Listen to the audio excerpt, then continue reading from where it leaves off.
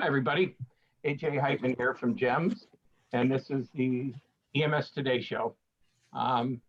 We have an interesting cast with us tonight. I would call it the Rat Pack of Trauma Care. I think when I added up the sum total of experience, myself included, we have like 180 years of experience on the screen, which is pretty frightening for me. First, we have Wilshire Plow, who's been a paramedic for 41 years, trauma nurse specialist for 28. Last 5 years, he served as the Director of Performance Improvement at American College of Surgeons after spending 6 years managing trauma training programs for the Committee on Trauma there. We have Greg Chapman, who's a paramedic, respiratory therapist, educator, has been involved in EMS since 1975. We're going to be talking about tactical care today, and I think it's appropriate. Greg's was responsible for the development of multiple additions, trauma and tactical C courses, serves on the board of advisors of the Committee for Tactical Emergency Casualty Care, charged with developing the standards. And Mike Hunter comes to us from the 37 years Deputy Chief for Worcester EMS in Mass and UMass Memorial Medical Center, and also functions as a tactical paramedic for WEMS and is assigned to the Massachusetts State Police Stop Team Medical Support Group.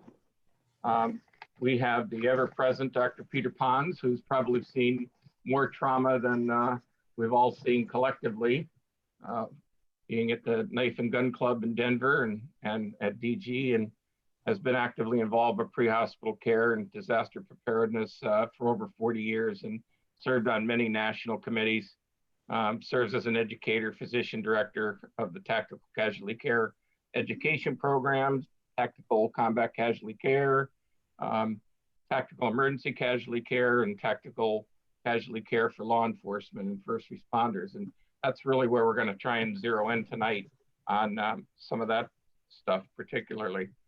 Lance Stuckey is a trauma surgeon at the famous Norman E. McSwain Spirit of Charity Trauma Center at University Medical Center. He's an associate professor of surgery at LSU, serves as the program director for LSU General Surgery Residency, member of the Committee of American College of Surgeons Committee on Trauma, and serves on the State of Louisiana EMS Certifying Commission. And with all of that background, you couldn't get our guys into the Super Bowl, I can't believe it. And Lance, you have to remind me to send you your induction into the Street Medicine Society, because that's kind of a closed group of docs who started out on the street. And I've got a real nice Street Medicine Society pen. It's something that'd be great. Thank you. It's something that Jim Page came to me one day and said, "Hey, we're starting a Street Medicine Society." And I said, "What?" He said, "Yep, it's going to be kind of a closed group for people that have started out on the street." And boy, when I go to meetings and I see an SMS pen, it really, puts chills up me, because a lot of the guys from Pittsburgh and all these other places really got their start there. And I really think that's the part of it. For you guys to be involved in this all these years, it's really because you love medicine. Peter, we're going to start off and ask you to describe for our viewers the Hartford Consensus, how it came about, and what really it is. Sure. Dr. Len Jacobs, a trauma surgeon in Hartford, was really profoundly affected by the shooting in Newtown. And he reviewed the autopsy results of all of those victims and felt that we really needed to improve our response to active shooter situations. So what he did is he hosted a meeting of participants that included law enforcement, fire rescue, EMS, medical responders, and military experts, with the goal being to discuss and try to put forth a recommendation on how we could improve the survival of victims from penetrating injury. And they made a recommendation, published a paper, and subsequently held 3 more meetings, each of which produced a subsequent paper on implementing and putting together a response to be able to improve that survival. Those are 4 documents that I would strongly urge everyone in both law enforcement and EMS to read, and really take to heart the message that came out of those 4 publications. Yeah, and in my capacity with GEMS was really active in trying to get everybody to carry tourniquets again. And I really think the Hartford Consensus paper really put lit the fire under law enforcement to understand why they needed to have tourniquets on. And I think we've come a long way with that. So why don't you explain a little bit of how the papers have really changed our approach to active shooter incidents? Sure. What they recommended was that, in fact, the traditional approach to one of these situations was a sequential response. Specifically, police would respond and secure the scene, deal with the shooter. Once it was declared safe, EMS would come in and deal with the victim. That could often take time, and obviously a bleeding patient doesn't necessarily have that much time to deal with. So what they strongly urged was that, in fact, we should have a continuum of care, that continuum of care involves the response by law enforcement, not just for the criminal activity, but also for medical purposes. As they went through their meetings, they further expanded that to say that the uninjured civilian responder should also consider being a potential responder, to really be the first one there, if at all possible, if the scene allowed. So what we've done is created a continuum of care now that includes the citizen, uninjured citizen, the police officer, then our standard first responders, fire, first responders, EMS, and then ultimately the trauma team at the receiving hospital. And I think it's just amazing that you can't really see a photo of a tactical team or anybody else without TQ all over them. And it never made any sense to me. I happened to be at an EMSE's meeting right when that plane crashed in Reno, and they had 5 really exceptional ambulances there, and they only had 5 tourniquets, 1 per trauma box, and they had 15 amputations when the plane careened into the crowd, and after that everybody started carrying maybe 10, 15 tourniquets per ambulance. So sometimes disasters have to happen, like some of our active shooter situations, to spur things like law enforcement involvement. Now, Will, I'm going to ask you and Greg maybe to talk a little bit about tactical training. It's become very popular in EMS, and do you think it's appropriate for all EMS providers to go through tactical training? If I may, let me build a little bit off of what the Hartford Consensus started in that regard. I think there were 2 mandates that came out of it. And I remember after the first Hartford Consensus, or when they were trying to pull it together, Dr. Jacobs had come to the college and said, there's a couple of things that are clear from what we're finding here. One is that our approach to the scene tactically is probably wrong, because people were dying while they were waiting, for the situation to neutralize itself. The second was that we needed to get the skills into the hands of the people who might be there when it happens, as well as to make sure all the responders were going to be trained. And what they described was basically the mandate that bleeding control be as commonly understood as CPR was. And that's basically an initiative that started off back in 2013 when this started, a year following Sandy Hook, and then subsequently through 4 meetings through 2016 to the point where we're getting closer to that. I think a lot still has to happen. But that was the mandate that came out of there, and that's kind of what they did. Better structured response and bleeding control being common knowledge. Now, directly to your question about tactical, tactical got very hot. Everybody wanted to do it. And I think on one extreme, what we've seen is that people turn every course into a tactical course because it's more fun. On the other side, you have situations that maybe don't recognize how important it is to at least understand tactical situations. So you either extricate yourself or apply yourself based on your preparedness. And I think based on that, I would kick it to Greg, who was around, actually Peter too, but Greg was meeting with some of those first meetings that are trying to nationalize a standard for tactical response. Hey, go ahead, Greg. Okay, so thanks, AJ. You know, one thing that I always think about is what's your definition of tactical? You know, I mean, some people will say tactical, you know, that'd be the medics attached to the SWAT team, you know, or ESU or whoever that would be. But really, a tactical environment is kind of defined as an austere environment. And, you know, to us, that's kind of operating outside of our normal capacities. You know, we're used to working in somebody's house, on a highway, at a car crash, or in our office in the back of the ambulance. We get outside that venue, whether it be a plane crash off the road, a snowmobile accident up in the Northeast in the wintertime, or, you know, a rescue out on a lake. We're outside the normal confines of what we consider normal operation, or we're in a tactical environment. So some tactical awareness or some tactical training at a level to make you think how you can function outside of normal everyday care is really appropriate.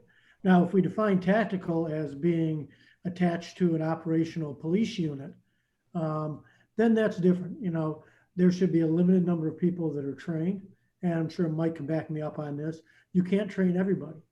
You know, teams who implement good tactical medical programs have those medics involved in all their SWAT or tactical training.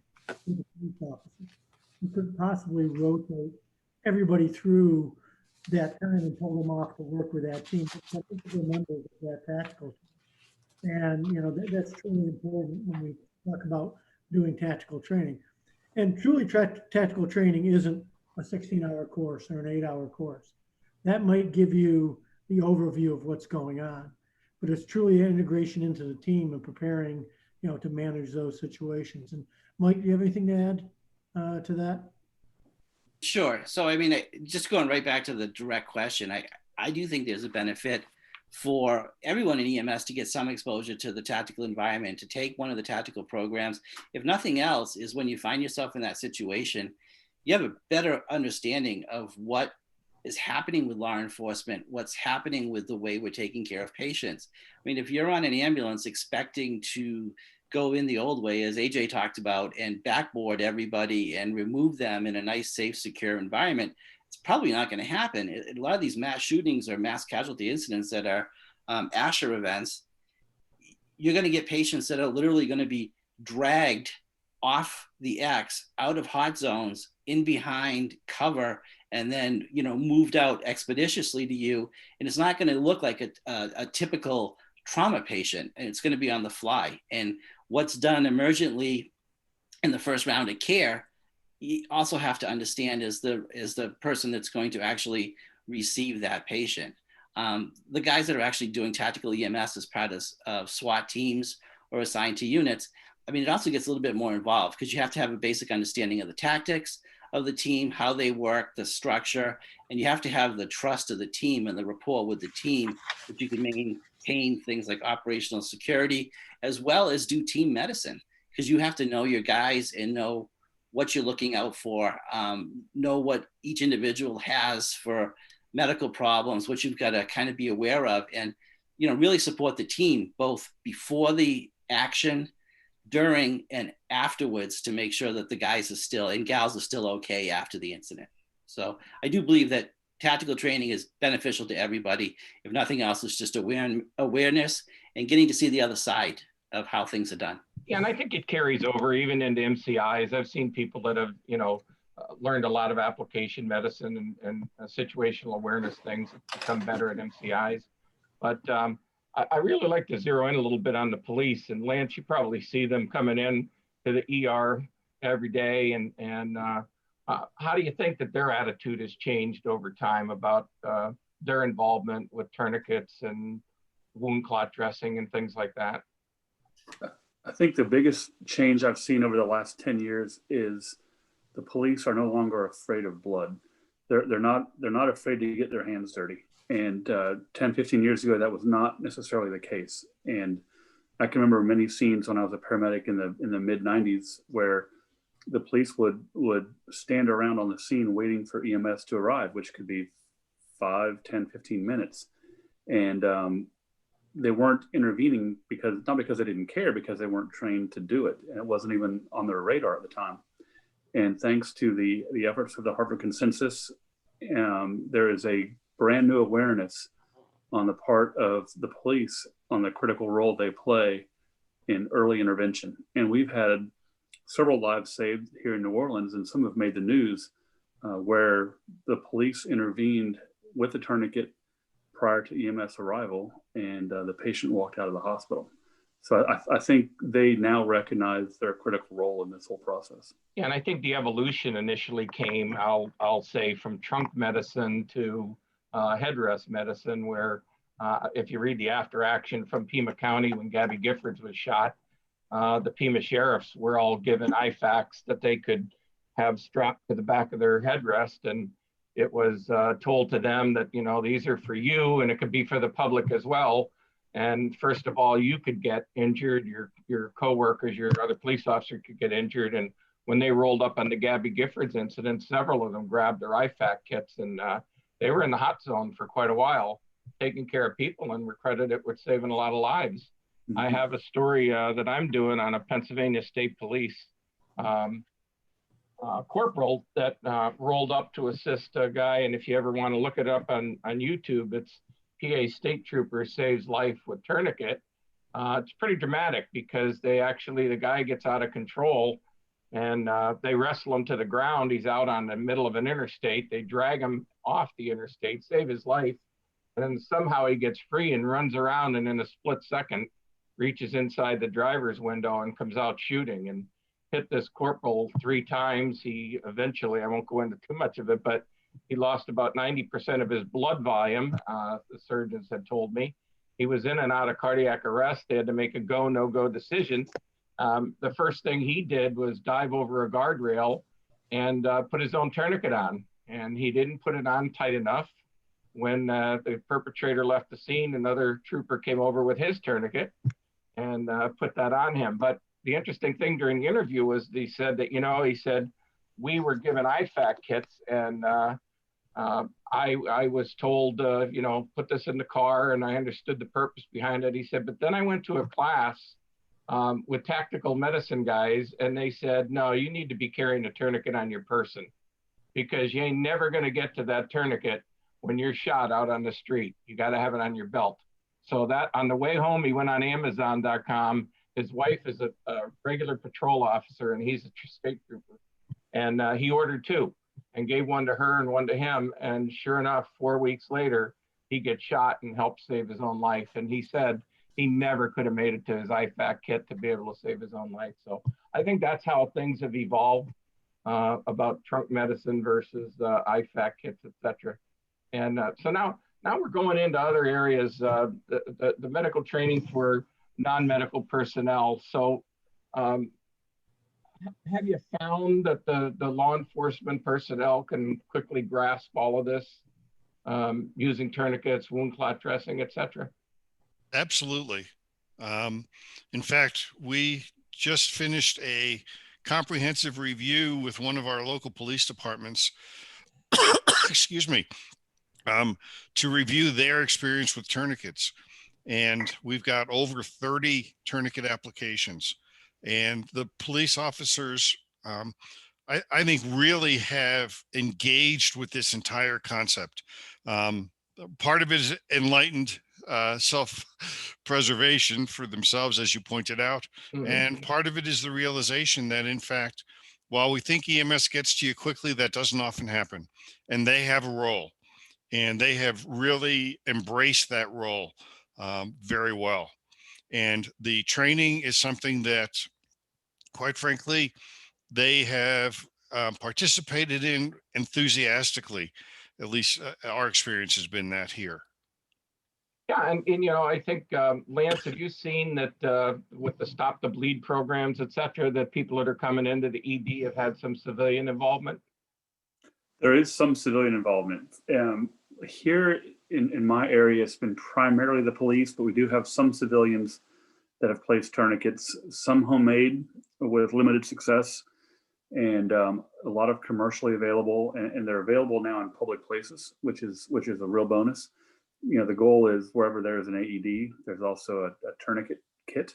And so that's, I know, a goal that's local here. It's also should be a nationwide goal. And so we are seeing more and more of it successfully used.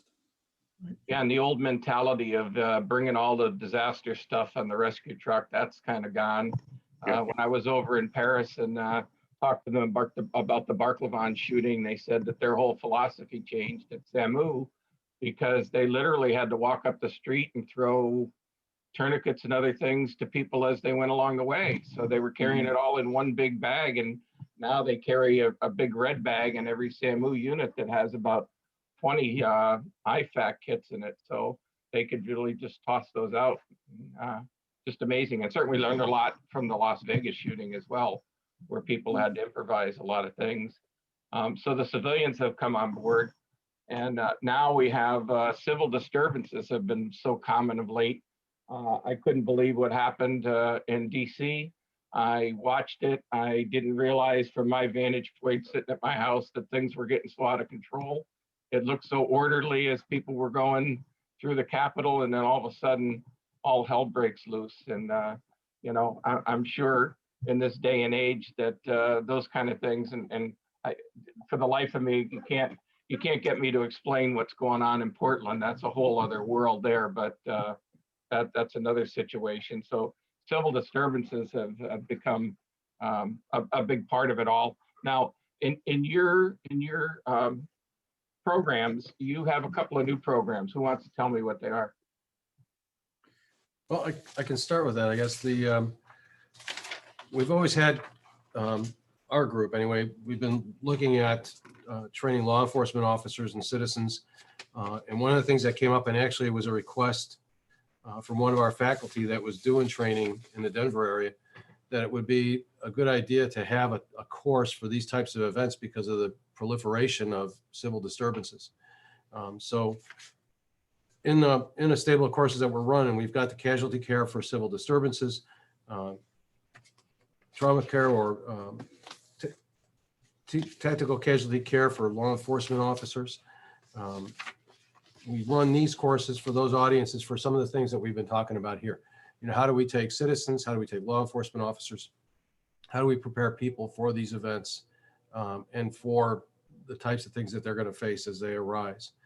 The one we're going to do a Zoom course in a couple of weeks is a brand new course that we've piloted, but we're going to try online to see how it goes. But the idea with this course is, as these things occur, it's hazardous to the people that are responding, but it also is different types of injuries. When we had the trouble here in Chicago last summer, we had a police officer lose an eye because he was hit with a frozen water bottle. They were shooting fireworks directly at them. You talked about Portland, what happened in DC. The idea is, again, how do we prepare people that are responding to these things, but how do we prepare people who find themselves in them? Because it kind of develops around them. They never think it's going to be a problem till it is a problem. And that's what we were hoping to do. That was the start. Peter, and maybe you want to start there because you were there when the idea came that we should address it, or could we address it?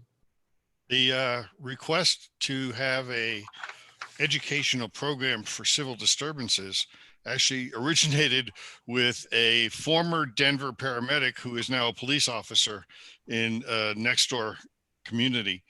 And they had their share of incidents following an unfortunate police interaction with somebody.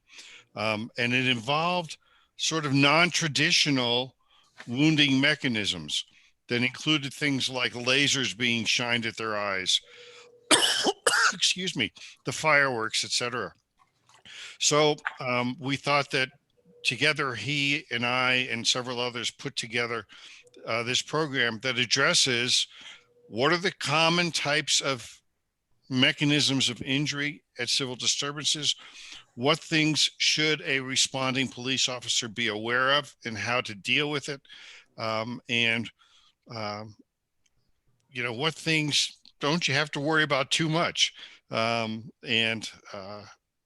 He has now been teaching it at his location and well received by the officers where he is.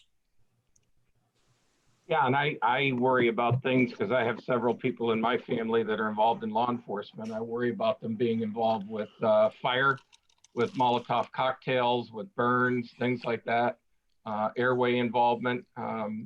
So is the program both didactic as well as hands-on? Program is primarily didactic. And that one can be. The one for law enforcement has more hands-on, correct? Absolutely. Oh, I think the law enforcement course, if you're going to teach hemorrhage control, there has to be hands-on as part of that program.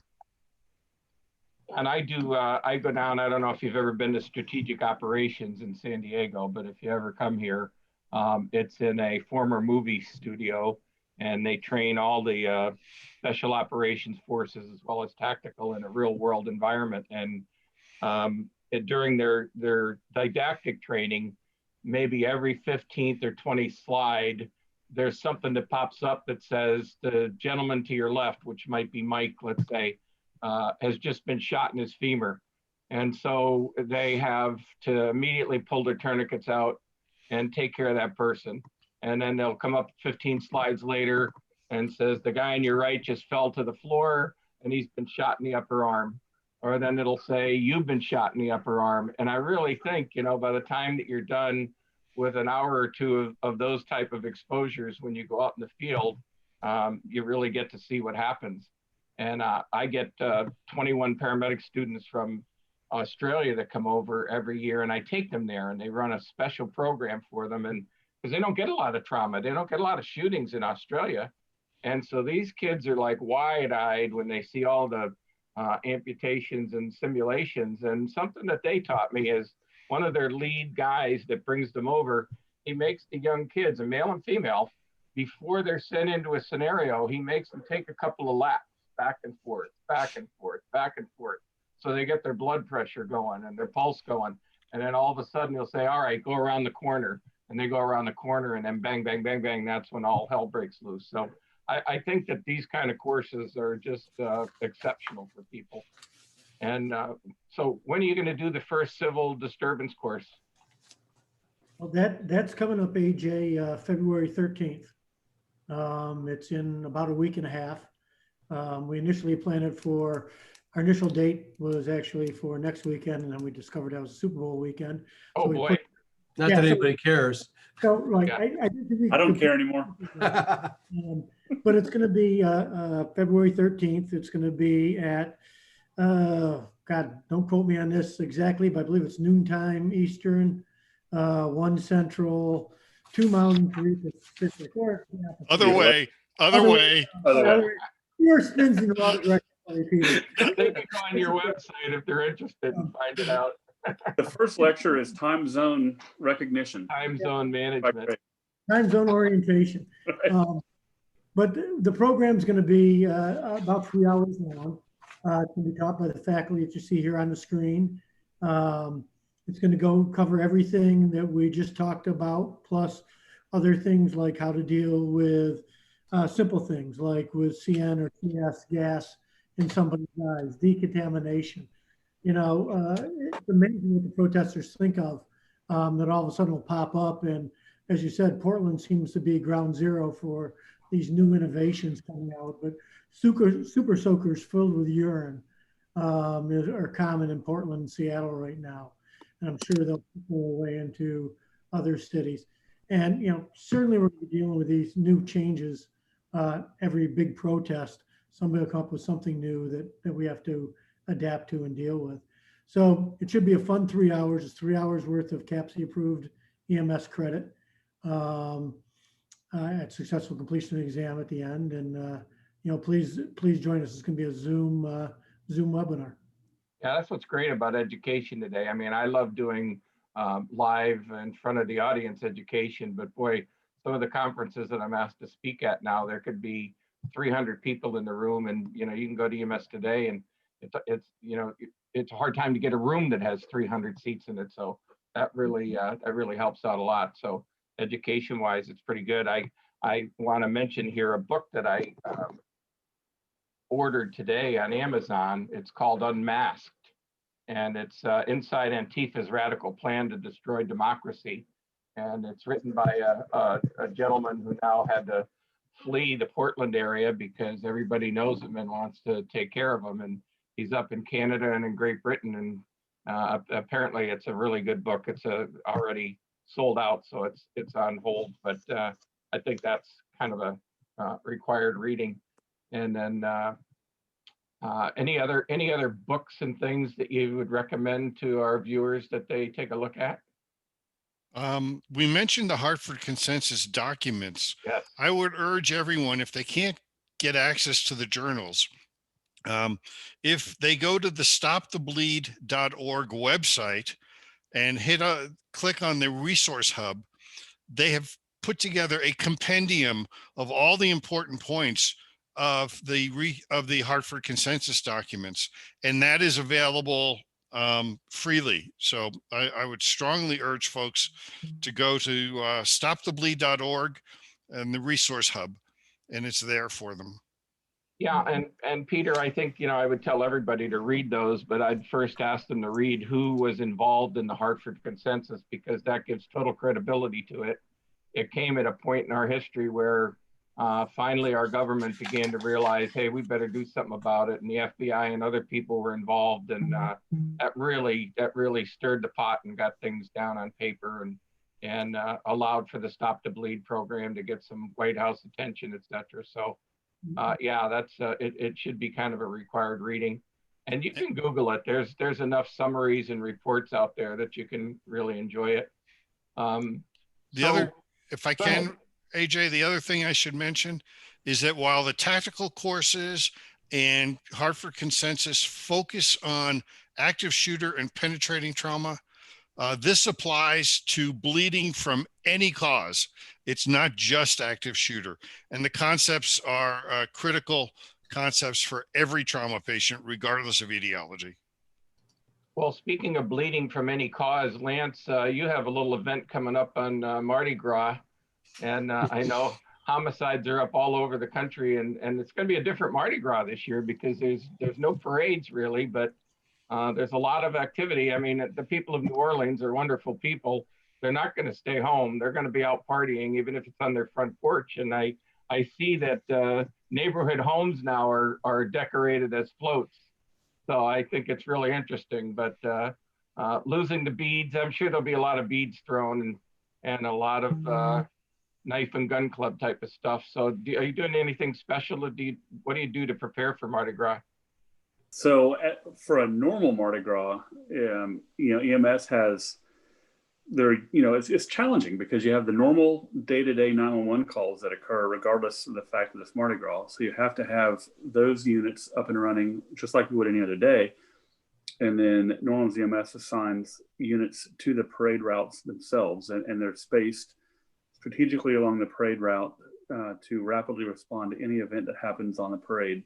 And common injuries at a parade are usually minor: falls off of ladders, broken ankles, broken arms, alcohol intoxication, things like that. Probably the biggest myth about Mardi Gras is that it's this wild, out of control party, which it is if you're downtown in the French Quarter, but the parade routes are 4 or 5 miles long, and it's mainly a family event. So it's relatively safe throughout the entire parade route until you get to certain parts of the route or downtown where it gets much busier. So the variety of EMS calls just depends on where you're at on the route. But certainly shootings spike on the weekend before Mardi Gras and through Mardi Gras Day itself. And so those units that are stationed on the parade route we talked about mass casualty events earlier. They have to be ready to respond to a very chaotic situation on a moment's notice, having no idea how many victims they may have. And it's not uncommon every Mardi Gras to have one or two of these.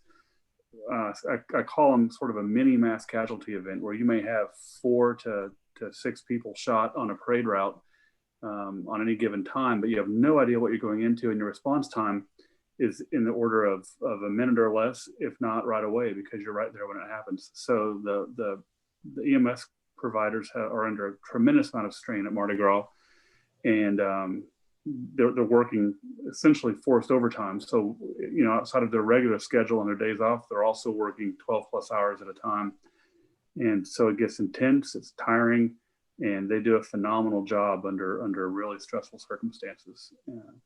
And then the crews that are stationed down in the French Quarter and down on Canal Street have a whole other level of intensity that you have to witness to believe it. But it's absolutely insane. And a couple of years ago, they actually had a car run into the crowd. Am I right? Yeah, and so it was, and the terrifying thing about that, and I was actually riding in my parade that night, so I wasn't working, but we got the breaking news alerts on our phone that a car had plowed into a crowd, and this was about a month after the terrorist attack in Nice, France, where a guy had taken a truck and done the exact same thing, plowed through a crowd. And our first thoughts were sickening. We thought, this is a terrorist attack at Mardi Gras. We've been waiting for this to happen. And later, that night, we found out it was a drunk driver. And so then our reaction was, oh, thank goodness it's just a drunk driver, not a terrorist. So it's pretty bad when you're happy that it's just a drunk driver and not a terrorist. But yeah. That was a big MCI at Mardi Gras. This was probably 3 years ago now, and then not 2 years ago, we had another incident with fewer patients involved of another driver hitting some folks on bicycles just off the parade route. And then last year, for the first time in a long time, we had 2 people on separate parades on separate nights run over by floats, which doesn't normally happen. Those were not MCIs, but they're fairly unusual events that get a lot of press. Well, I had somebody tell me that they're one of their in-services were playing some audio tapes so they could differentiate between fireworks and gunfire, because now that's one of the tactics that is being used in civil unrest, is that they're bringing all kinds of fireworks. I mean, personally, I don't care what the sound is. I'm hitting the deck. But I have a question of something that I'm not an operations director anymore, but if I was, this would be something that I'd be drilling on, and that is, when you have a civil unrest occurring, like a Portland, like a Seattle or whatever, where do you tell people to stage their ambulances? And do you have law enforcement with the ambulances to protect them? Because somebody could come and hijack an ambulance. Anybody want to address that for me? Yeah, Sure. I mean, I'm still out there with the operations side of the house. Yeah. A lot of it depends. AJ, do you know that the event's going to happen? Do you have any intelligence that there actually is going to be a march, a gathering, a protest? Is it going to be mobile? Is it going to be stationary? And, really, what's the intent? And that becomes a relationship with law enforcement and the other public safety within your community, that you have the trust that you can actually disclose and talk about that stuff behind closed doors to do your pre-planning. So like with everything, planning. The question is staging. I mean, I think you should always have some type of security with your staging. I mean, it doesn't make sense to have all your assets in one parking lot and anybody able to walk in and eliminate that. So yeah, you definitely need to have some type of security. But you might want to look at like a mobile deployment or run in parallel, which works fairly well. If you know where the march is going to go, you can kind of plan ahead and have your assets around the corner. It's like everything else with your stage, out of sight, out of mind, but be ready. Yeah, and I watched a lot of the footage from up in Seattle, and when they had the one shooting, the Medic 1 unit would not respond in until police told them the scene was safe. And then, you know, they got harassed by a lot of the people that didn't want them there to begin with, that then they wanted them to go in. And, you know, it became a tense confrontation. They had to just say, we can't go in until the scene is safe. You know, you idiots made it unsafe and now you want us to go in there. So you're caught between a rock and a hard place. You know what I mean? Right. I mean, we had We one. do, you know, to Lance's point, sorry, Greg, to Lance's point, you also have to plan on the regular EMS. I mean, we had an unfortunate incident this summer with one of the protests in our community. It was pouring rain.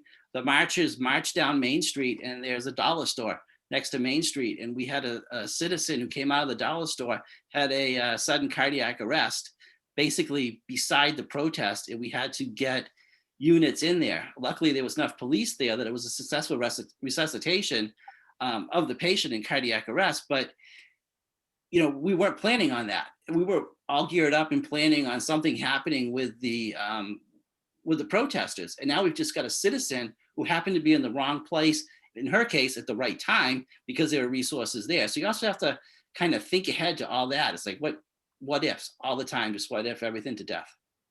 AJ, that's a real good point that Mike brings up there. The in the East, some places on the East Coast in California and Chicago area in the Midwest here, they've had very robust mutual aid systems that they use all the time.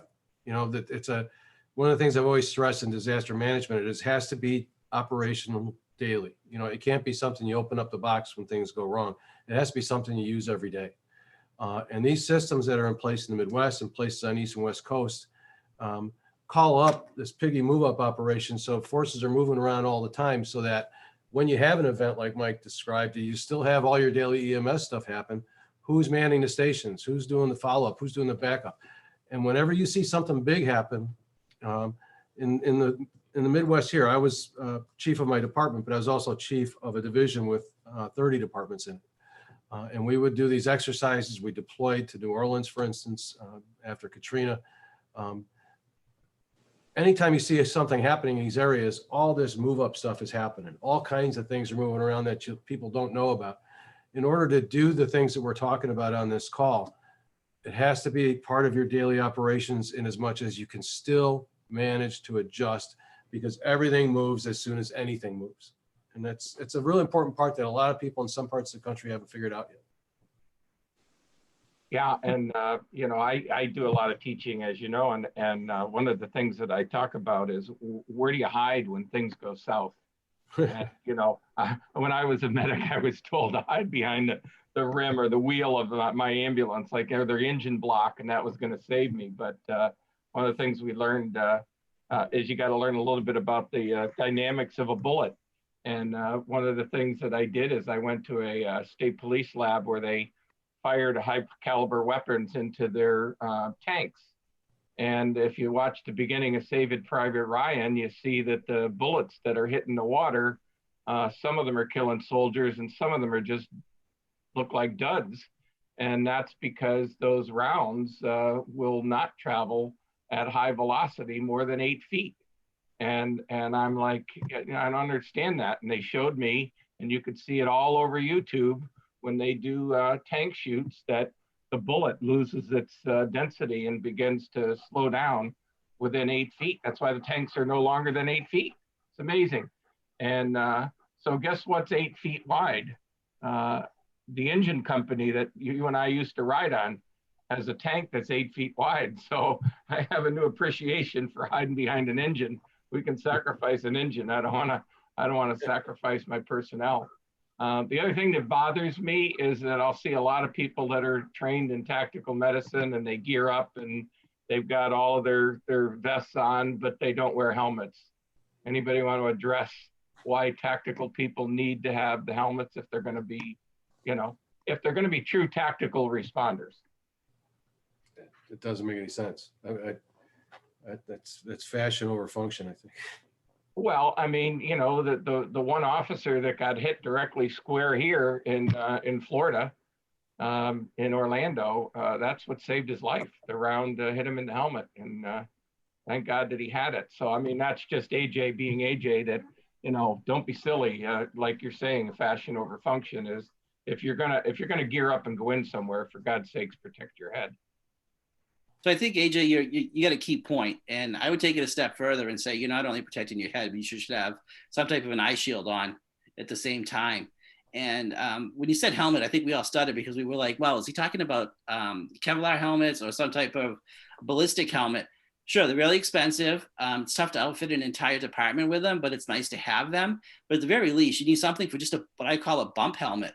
As you're moving around, you can go through doorways, hit your head, rocks being thrown, bricks being thrown, fire extinguishers. Yeah. There's a lot of things that can happen that you really do need to have a helmet on when you're dealing with that type of a crowd, and the identification to know friend or foe as well. Tactical always seems to mean khaki pants and black shirts. But boy, that's really tough to be seen. And you really want to separate yourself in EMS. I think you want to separate yourself from EMS is to always be the good guy. You're not only there to take care of the police officers, but everyone else that's there. Well, and you raise a good point, because a lot of the people that are going into these civil unrest situations to cause them are in khakis and are in, black, and they're wearing face masks. We're all wearing face masks. That's important. And, I just heard yesterday, maybe it was this morning, that the poor officer, God love him, that lost his life, the Capitol police officer, the autopsy showed no blunt trauma on him. So there's some question now whether it really was a fire extinguisher that killed him, or whether it was a medical emergency. But 3 or 4 others lost their lives to cardiac arrest because they were out of shape when they went into that whole environment. So in a crowd like that, it's not like they're all warriors. Some people were up in their 60s and 70s that were there. So things could really go south in a hurry right there. I keep flashing on that kid that was stuck in the door.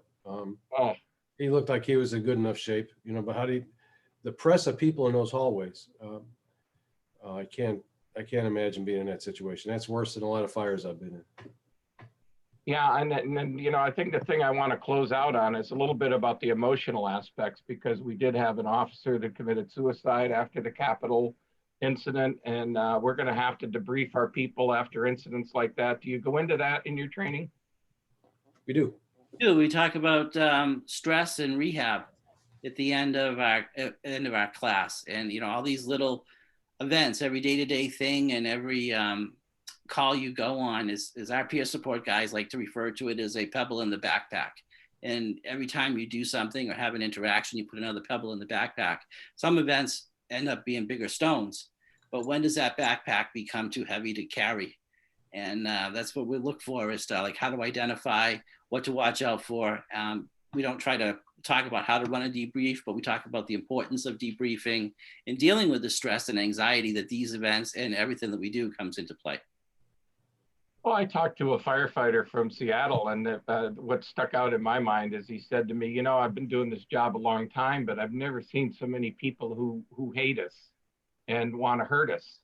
And he said, our higher ups tell us it's not that they hate you, they hate what you represent. And so it's never safe. I mean, it used to be in the engagement of war, if you saw the cross on a soldier's helmet, you didn't pick him off. And then in Vietnam, we began to take away those crosses because snipers and others would want to take out the caregivers. So caregivers aren't safe. Anybody want to hit on that? Well, certainly. I mean, we look at things, a little bit differently when we're working EMS, especially if we work in the urban environment. One thing that I've noticed is that, everybody is in a dangerous situation every night here in Charlotte.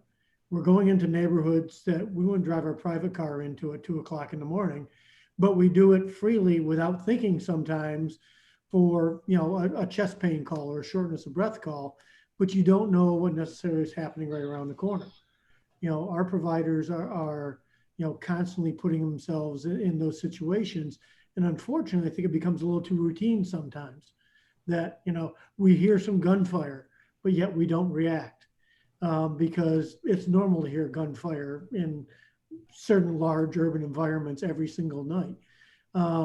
We do put ourselves in that danger. And, as Michael says, there's a toll that we all pay at some point. And, who knows whether it'll be early on in somebody's career or later on in somebody's career. We just never know when that all sort of adds up. And, we end up in those dangerous situations.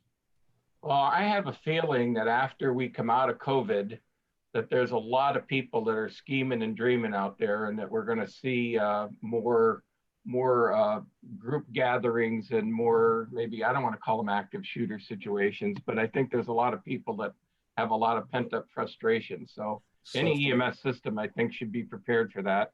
Once people start hitting the town, it's going to be, I think it's going to be Dodge City. That's just my theory. Will, we're going to be doing these discussions with the group, with the Center for Pre-Hospital Medicine frequently. You want to talk about some of the topics that we're going to be bringing up in the next couple of weeks? We're working on, we want to bring some of the research to you. We've had some great discussions. And again, AJ, thanks for letting us do this. We really enjoy doing it. The work is important. It's kind of our nature to do these things, and you've given us a great opportunity. But we're working on pulling some of the research in for a in-depth discussion about TXA, for instance. And I think in a week or two, we should have that, be able to bring that forward, along with a discussion about pre-hospital ultrasound. So we wanted to go a little bit deeper than talking about it and why we think it's important, but actually showing you what the evidence is that's kind of pointing the direction where these things are going to go in the future. Yeah, and I would ask our viewers, we saw from the numbers from our first session that people really liked it. So hopefully some of you are repeat viewers, and it spreads as time goes on. But go to the International Pre-Hospital Medicine Institute site, learn about the courses, learn about the research. We're cross-pollinating. We're putting the research on GEMS, and GEMS is driving traffic back there, because I'm a firm believer in research, and particularly with things like TXA.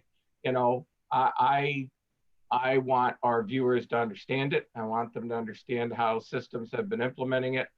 I want to understand the implications for rural areas where it's a longer distance to the hospital, and a little bit about what the aeromedical industry has been doing. And one of the things that we're going to be touching on with all of this stuff is, what did the military teach us? We've learned so much from our Afghanistan experience, et cetera, and double tourniquets per soldier. And, we want to carry that out here. And unfortunately, we're carrying it out on the street. But I think all of us have in mind that what we're going to present to you could help keep you alive. Like we're talking about tonight, read the Hartford Consensus. I guarantee you there's things in there that you'll learn from, and help keep your patients alive. With that particular state trooper, it was a quick order off Amazon that saved his life, and he never would have been alive if he had to crawl back to his car. He never would have made it. So I want to thank you all for participating tonight. And as soon as we're prepared with the TXA, we'll do an advanced promotion of it, and we'll rejoin again. The Rat Pack is out for tonight. And thank you again very much. Have a good night. Good night.